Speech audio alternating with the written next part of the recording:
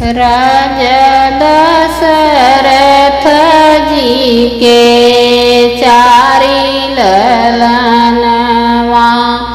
चारु के रचे बियाह जी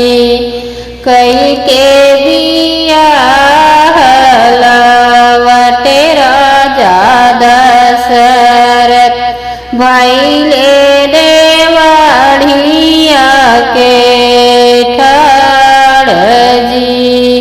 भीतरा से निकरी रानी कहे के सुना राजा रज हमारी जी राम कहे तिलक भरत के लगाऊं राम के दियो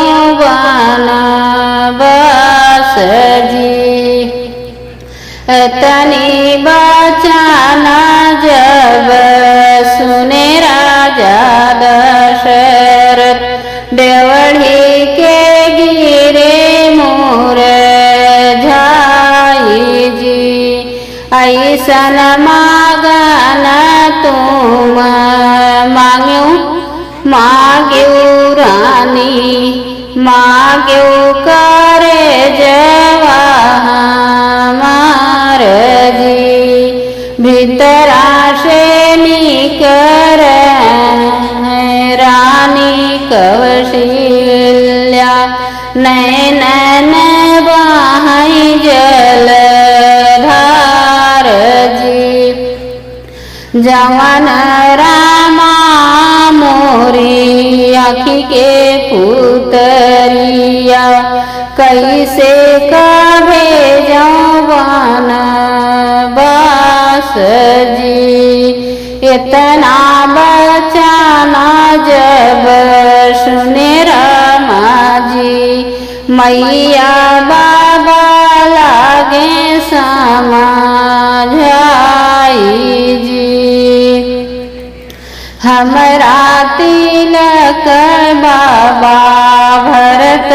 के लगाऊं हमहू जब बनवास जी इतना बचन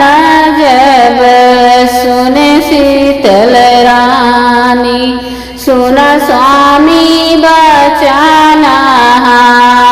हमारी जी भूखिया पिया से स्वामी हमहू गे जऊबै हमहू चलब तोहरे साथ जी आगे आगे रामा चले पीछे से लक्ष्मण